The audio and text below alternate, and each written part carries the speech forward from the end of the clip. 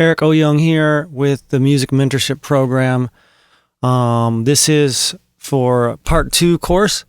Part 1 course was more based on our songwriting, our production, arrangement, all that fun stuff. This is the stage now where we're starting to focus on getting either a rough mix and sending that, or getting a final mix and sending that. What I'm going to do is show you in Pro Tools how we would render all of those tracks. So the goal is two things. One is to render all of our tracks so that we can hear what the mix is supposed to sound like. The other is to render all the tracks without the plugins, without the reverbs, without everything that you would add to your tracks so that you have kind of the raw tracks.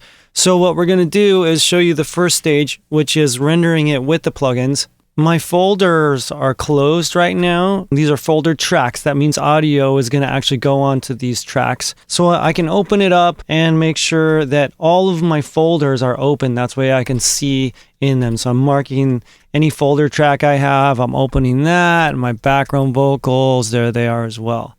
Okay, so what I want to do is I want to mark all of my tracks. It would include all of my reverb sends, like these. It would include all of my auxiliary channels or my folder tracks. So for example, these synths are also going into here. So I'm going to make sure that this is treated like an auxiliary channel or a sum of all of these three here. So I want that to go in as well and be rendered, especially actually virtual instruments like this one here. That needs to get rendered because, let's see, like in this case, I'm using Omnisphere, and if I'm trying to send this to somebody else, I want to send it as audio. I don't want them to have to pull up a MIDI file or a MIDI track and then try and find the sound that I've made. So all this needs to turn into audio. So what I'm going to do is I'm going to open up all of the folders, make sure everything's marked, and then I'm going to mark one end of it and the other end by pressing Shift, and then when I click on the last track, as you can see, all of them got marked. If I want to look here, you can see that on the very far left side, all of my audio is marked. It's gray. So there's no tracks missing or anything like that. The other thing I need to do now is I need to set points in which is in and out of my song. So in this case, I want to actually make my in point all the way at the very, very beginning of my session. Not where the audio starts, because then it's going to get confusing of how the tracks line up. Even if there's space, that's fine. I don't care. I'm going to put it at the very beginning so they all start from 0. And then I'm also going to have one at the out position past my audio or whenever it's faded out or whatever. So if I go back to my tracks now and I mark the beginning track, and then where I want to finish, actually I want to finish all the way to the master track right here. So everything, including my final mix master bus. So as I've marked them all, you can see now they're gray. That means that they are marked. Zoom out to see, yes they are. Okay, so now all I need to do is go over here and hit commit. I want to do the edit selection. That means that from the beginning on the in position to the out position, it's going to render that. I do want to render my volume and my panning. And after it's done, I say do nothing because I don't want it to mute the tracks or do anything else. I just want it to render them for me. Okay, and I want it to do it offline if I'm not using any outboard gear or any live synths or anything like that where it actually needs to pass out of my computer and back in. Offline is what I want to do because it's the fastest. Okay, so here we are and we're ready to go. So I hit OK. Okay, those tracks are rendered. Now here's the important thing. I don't want to touch anything. I don't want to click on any tracks because the tracks that I just rendered are all now selected.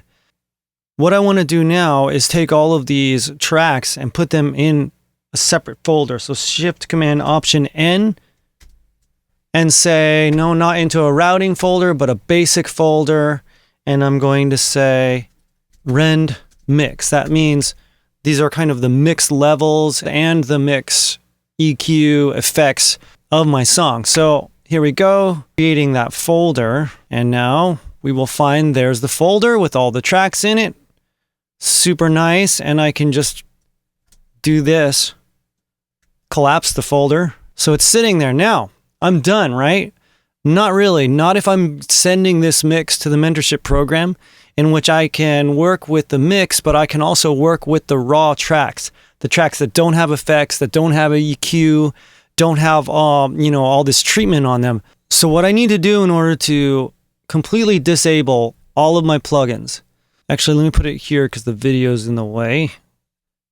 Okay, now you can see it. I'm just going to click on any plugin in that row and hold down Control Option Command and watch what happens.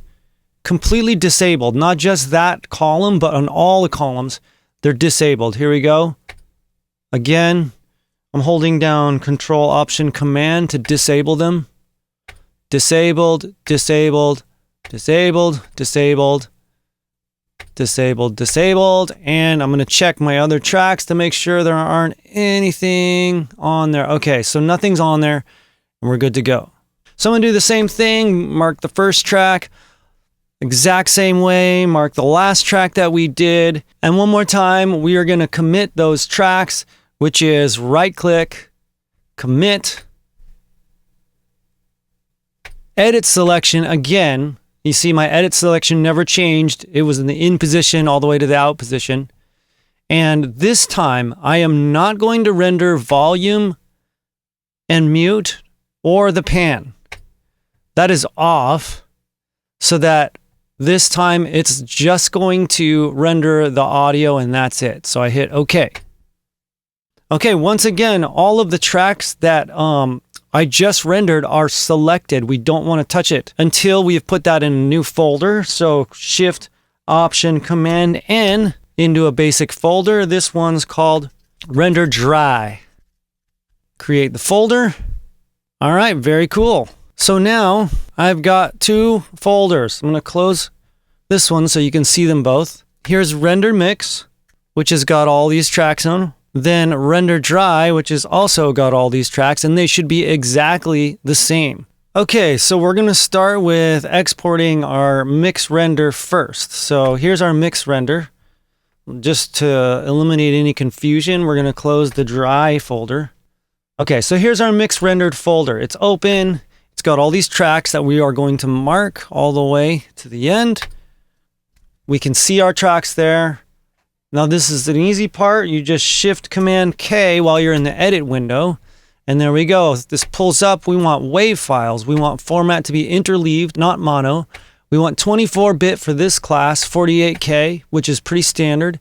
I want to choose where it's going to go. So I'm going to go here. I put it on my desktop in a folder called Render for MMP. Most importantly, I want to label on this folder called Mix. So it's going to go into a Mix folder, which is going to be different than my next one. So export, here we go.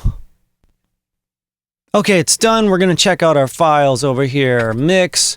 And yes, there they are, nice and organized.